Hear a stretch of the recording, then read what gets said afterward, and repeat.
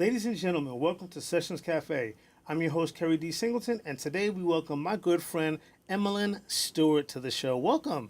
Thank you. It's definitely, Thank of you. all people, I shouldn't say this, but of all people, I'm most excited about having you in the guest seat because you are just an awesome person. Not just a mentor, but you've been such a good friend to me over the years. We met at your October Film Festival. I don't remember which year. 2012. 2012. Wow. Yes. That was the year. That's why I was like, how long has it been? Wow. That's the year that we had the superstorm. Yes. Sandy. Yeah, yes. that was so much fun. I had never been to a film festival before, and I think I was interviewing some guests for Intrigue magazine. Just such a fantastic event. And how did you start putting together? Like, what inspires you to begin to put together your own film festivals? Wow, that it was just neat. I was a filmmaker, and I was going to a lot of film festivals, and while they were great for screening your film, I didn't feel like I was learning anything. Right. Okay. I wasn't really getting anything out of it the way that I thought I should. Right. And so I was like, well, maybe I'll just start my own festival, and Right. and here we are, and we've been a teaching festival for 13 years, which is what makes us a little different, right? Is that we are really concerned about teaching and making sure that the filmmakers leave with some knowledge. So at the October Film Festival, and that's spelled with a K. Yes, OCK. The participants get knowledge as well as networking opportunities, etc. Networking, yes. Yeah. So what else? Can you be a little bit more specific as to what they get? Like what kind of classes and workshops? Well, we're actually working on rebranding the festival right now after 13 years. Wow.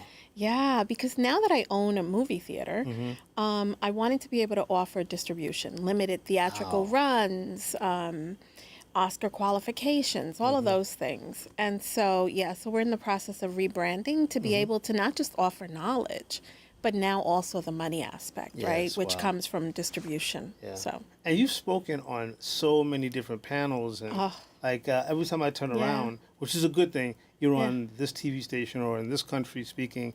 What do you get from those opportunities that when you go out to different events to speak? It's purpose. I really feel like that's my purpose.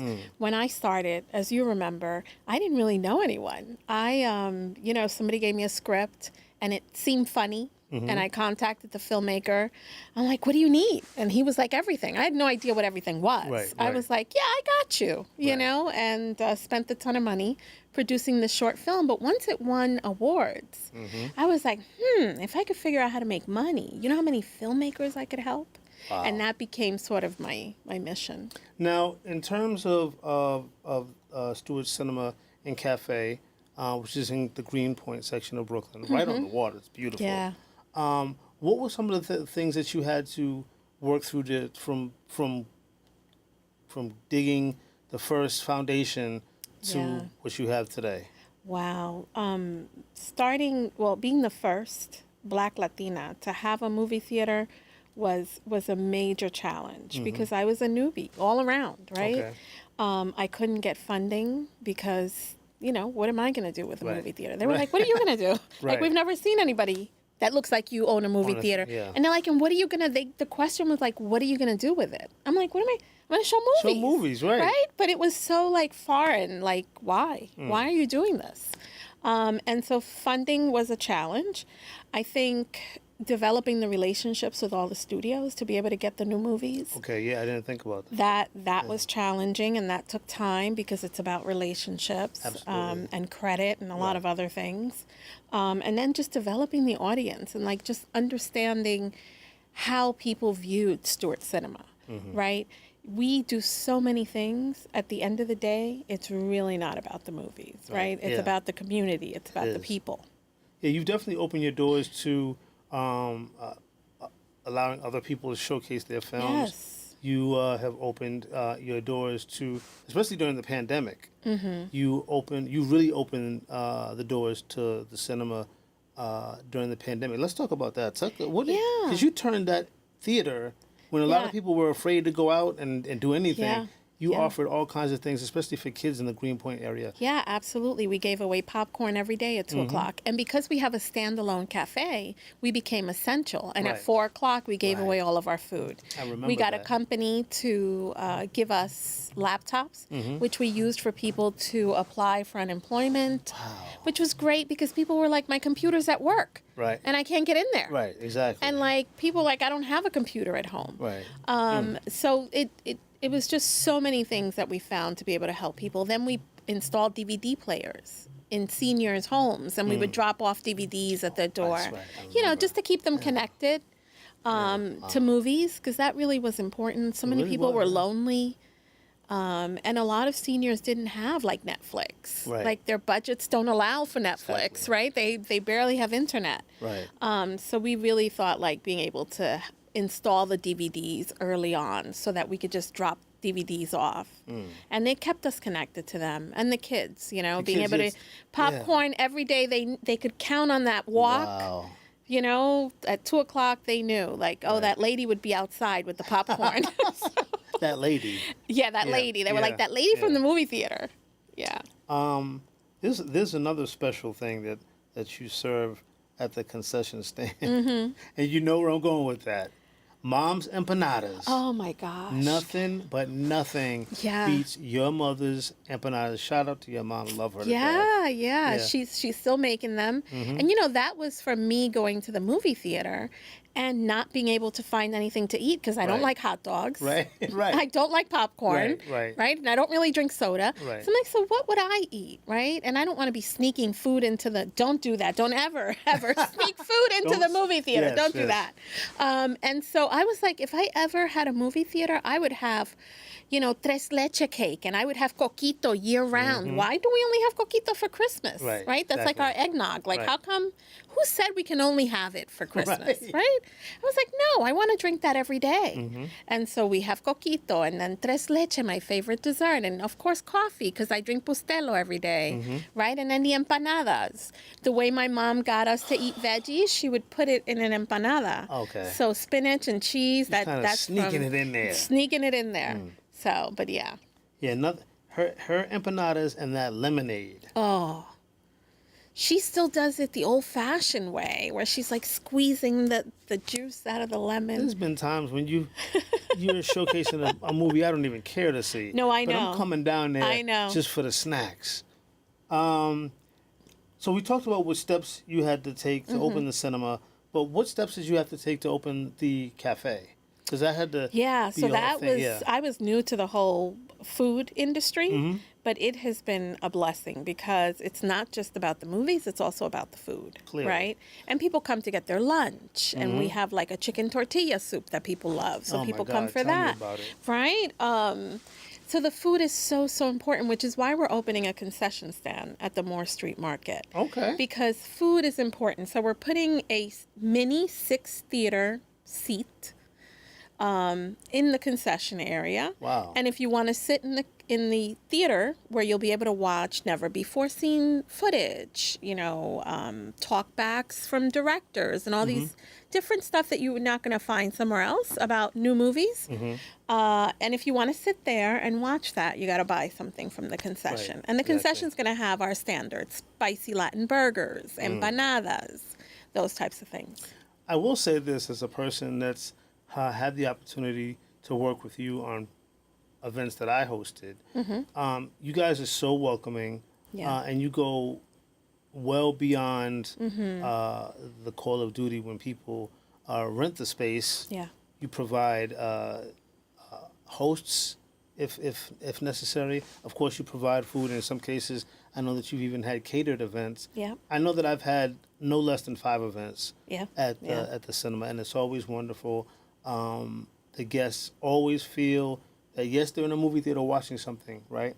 But immediately after that, the thought is the comfort, the coziness, you know, and even the fact that you have a stage where Yeah. you can facilitate a panel. What other ideas do you have moving forward that you want to share with us? So I have a vision to open a business school for artists Wow. because I feel like the issue is we don't understand business. That's true. We're so creative, right? Correct. But we don't understand how to monetize that creativity. And I feel like there's so many people graduating with masters in filmmaking, right? And that's Especially wonderful. in New York City. That's Yes. wonderful, but what about the business aspect of it? Right. The other thing is that it shouldn't cost you a ton of money to get knowledge. Right. That's right. Right? Yeah. And so we're going to make it affordable, sliding scale, so everyone has an opportunity to Excellent. learn how to make money. And circling back a little bit, I'm not the biggest fan of films, specifically today. I like old school films. Except Jaws. I was going to say, you know what my favorite film is? Every time we play Jaws, I think of you. First time you had Shark Week or something? Yes. And I was right. I think I hosted it. Yes. Yeah, Yes. yeah. It's like, please, pick me. Yes. Pick me. That was fun. But describe your own personal love for films. Because most people love films a lot more than I do. Yeah. So how did you... So, it's not so much that I love film Okay. for the sake of loving film, right? I love what it does to people. Okay. The fact that we can see ourselves on a screen, being Right. something we wish we could be. Right. Just how we can learn about other cultures through movies. And I feel if we use it properly, movies bring people together. And so it really is not just the movies, because my favorite movie, you would not believe what it is. Fame? No. I mean... The Greatest Showman. Right? Because it's the Unfamiliar. underdog, it's singing, it's like it encompasses so much of the different arts that, So people would think it's something else, but yeah. And I said Greatest Showman. fame. I don't want to sound ridiculous on the show. You're so dating yourself. I don't even know if film was a movie. I meant to say Grease. I don't know. You seem to be... Because I know that you like Outside music. of Jaws, Yeah, The Exorcist. I like horror flicks. You do? I love horror flicks from the 80s and 90s, though. Okay, the old school. I don't like it, So, what's your favorite movie? Other than the one that you just named. So it would probably have to be like the original Godzilla. Because as a kid... See? There we go. As a kid, my parents went on a date, and that's where they took me, and it was like my first time. And it was in Spanish, and it was just amazing. Favorite Memorable. drive-in movie theater? Not theater. Favorite film that you saw at a drive-in? Wow. I didn't have a car growing up. Oh, yeah. In New York, right? Right. Yeah. I'm like, although we had a great drive-in, unfortunately it didn't make it, but it was a great drive-in right by the water with amazing views. So, Skyline it was called. I'm from Boston, same thing. Not a lot of movie theaters, drive-ins, but I do remember my dad taking me to see one. Why he would take a person of that age to see that movie was a horror movie, but it was horrible. Which Good quality. You know what? We'll be right back after this, and I will remember the name of the movie.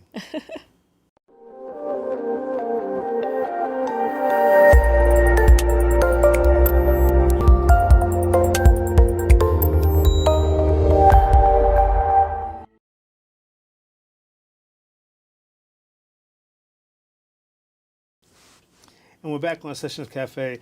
I was trying to remember the name of the movie that my father, God rest his soul, took me to at a drive-in movie theater in Quincy, Massachusetts. Are you ready? I'm ready. The movie was called I Spit on Your Grave. What? Do you know the movie? No. I Spit on Your Grave. You guys just Google it. And I will be Googling that. I've never heard of it. And call me when you just text. Was it like 1950 or something? No. It's like 19... Like, how old are you? It was in the 70s. But when you Google it and you read the synopsis and you go, oh my God, just text me, oh my God. And you were a baby, right? Like a kid. I was about 50s. She said, my father was born in the 50s. Yeah, I was about, it was in the 70s. Okay. So I was 8 or less. Okay. And I shouldn't have been watching I Spit on Your Grave, the original version. Oh, yeah, which is probably even worse. Oh, yeah, it's something else. Yeah. Okay. So off-Broadway play, I had no idea that you... Yes. Oh, it almost killed me.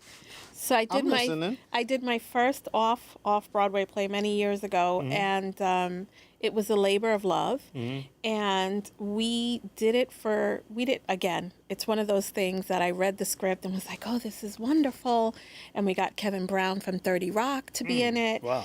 Mariska Phillips directed it. It was an amazing piece, and we went in and said we would do 5 weeks. And not off Broadway, just off Broadway. Right. So for 5 weeks, 5 days a week, we were dying because that's a long run for people who don't really know what they're doing. And it was so hard because with live theater, you feel everything and you see if people are falling asleep. If they're like, it's not like a film where you shoot it and, you're sort of detached from it. This was and I was emotionally invested, which you should never do as a business person. And it was just a labor of love. And I said I would never do it. never, ever. People are like, don't say never.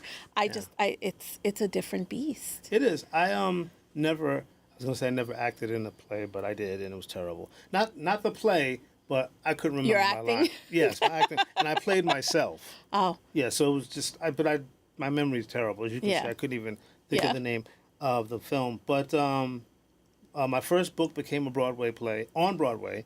Oh, wow. And the experience of watching my book being transformed into a theatrical play and nobody knowing it, like in other words, the person sitting next to me didn't know that the book, that the play was based on a book that I read. Yeah. It was interesting because I hear everything. I heard more than the actors because I'm sitting right next to these people. Yeah. So it was The Wanderer's Game, which is, you've read, it's a very risque book. Yes. So you can imagine the comments. The visuals, too. Yes. Yeah. And you got to watch the play. Yeah. But hearing the people's comments right next to me and them having no reason to put on any filter was interesting. But it was fun. It was cool to watch them react. So you're rewarding, right? To see it like just come alive. What did you say? Rewarding. Oh, I thought you said, was there a warning? There should have been. There should be a warning on the book. Right.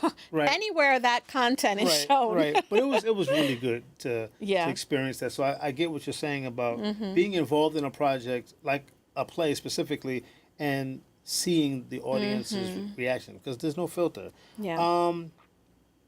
You had a web series called 12 Steps to Recovery. Yes.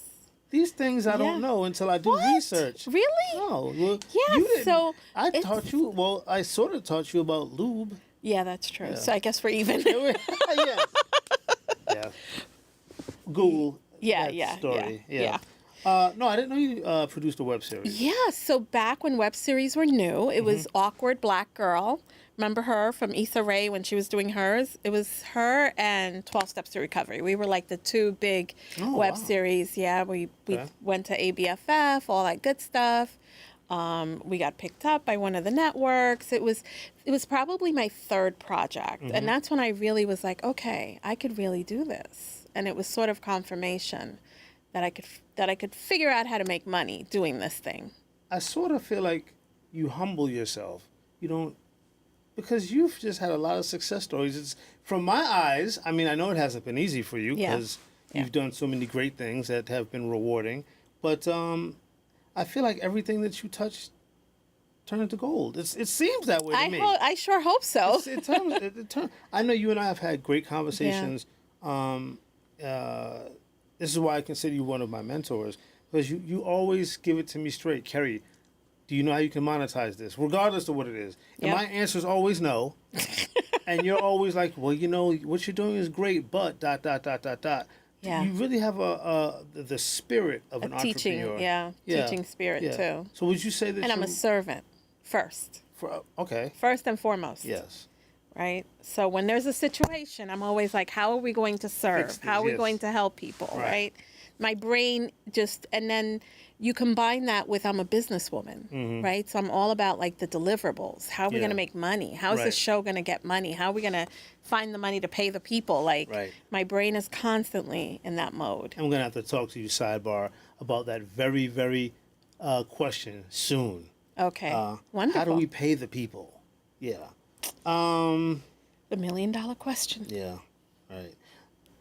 Anything new got going on with the current location? And then we'll talk about perhaps another location in Brooklyn. But let's start with the Greenpoint location. So the idea with building the second screen was so that I would have more flexibility for programming, right? I have to play new movies. So, we're playing Him right now. We played Demon Slayer. And so this is going to allow me, because I'd gone to China last year to get some movies and do all of that. And I just didn't have the screen real estate to be able to put these movies out. But now that's going to change. What do you consider yourself, in terms of the theater and cinema, more hands-on with the business or more hands-on with the film selections? Definitely the business. Okay. It's how do we expand the brand? How do we serve with what we have? So my mind is constantly on the business side of things, right? I leave all that creative stuff to other people. It's the same thing with, I've produced, 20 projects, right? I don't write, I don't direct, right? So I am strictly the executive producer. How are we going to get this money, and how's everybody going to get paid, and how am I going to get my money back? Right, exactly. With interest. Right, because you got to be interested. For sure. Yeah, who makes the decisions on what films are going to air? So, because we only had one screen before, now we have two, but we had one, we would let the customers, they would email us say, we want to watch Wicked, or we want to watch, whatever it is, Mission Impossible. And then that's what we would play. Because it doesn't make sense for me to play something that people who live there don't want to see. Okay. So do you go directly to the distributors, or I don't know how that works? Yeah. And so I have somebody called a film booker, and his job is to book the films with the studios. And so he'll tell me these movies are going to be doing well this week. They're scheduled to open at 30 million, 50 million, 100 million. And then we will use that to decide based on what people want to see, what it's supposed to open at. And then he does the booking. How do you make the determination of how long the film will air at your location? So we normally do 2-week runs, okay, except with movies like Wicked, Avatar, which we may hold longer. Okay. Wicked. I had a bad experience with that movie. Did you? Yeah. No. Yeah. Yeah.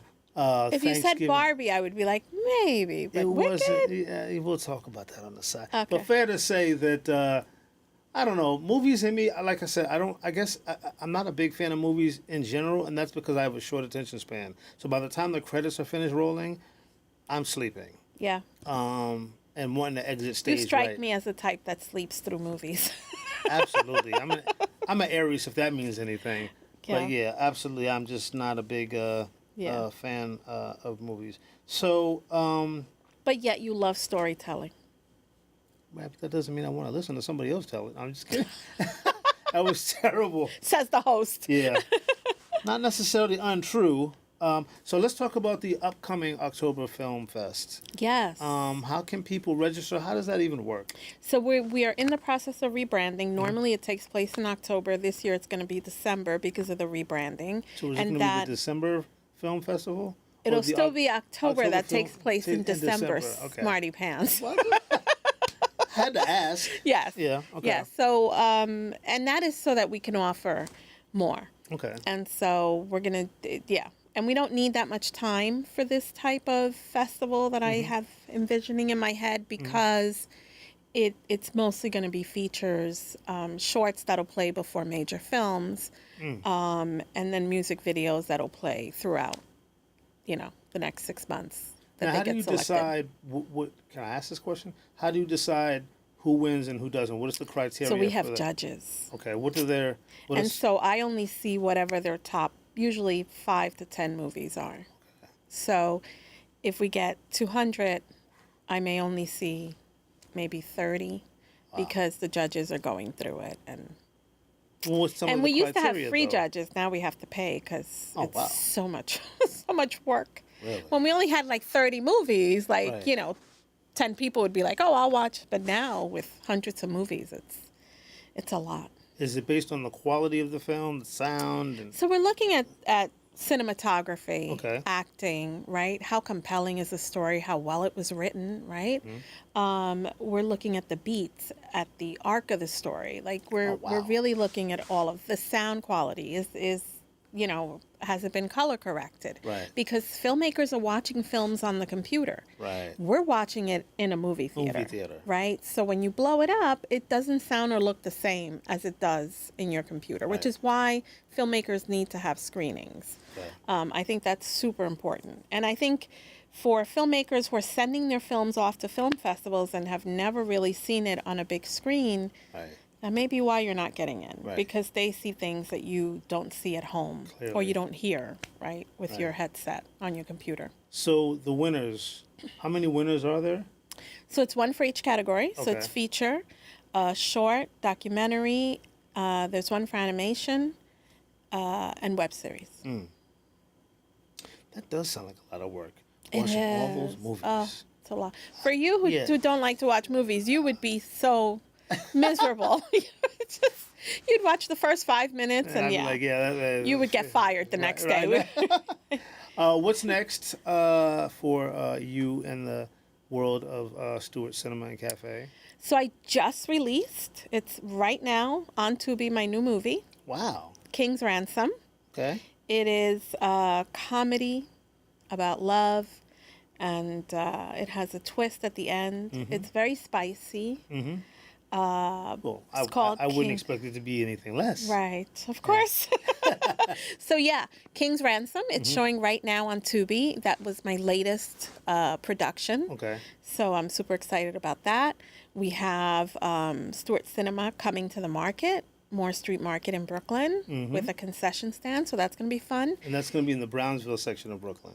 That's in Williamsburg. Williamsburg, okay. And then I'm okay. opening a 2-screen theater in Brownsville. Wow. And so we are raising the roof because the building is too short. So they have to open up the roof and make it another couple of feet taller so I could. And we are the anchor business. It's me and Cornbread. Okay. So we are going to be the anchor businesses for the Belmont corridor for Brownsville. Wow. So they're trying to bring, it's still the poorest neighborhood in New York. In New York, yeah. It also is the only neighborhood with no sit-down restaurant. Wow. Well, I love So. you to death. And I am so appreciative. Thank you. Thank of you for coming having out me. to the Sessions Cafe, Yeah. sharing your knowledge and Yeah. sharing all this information. Congratulations on all the new stuff that you have going on Yes. and the previous stuff. And I will be there for the empanadas, the popcorn, I know. I can always count on you to show up. I appreciate that about you. and a movie or two. Yes. We're going to find one for you to watch. That's fine. Jaws 4 or 5 or 7? Nah, Oh, it's yeah, not too no bad. worries. We'll be back next week here at Sessions Cafe.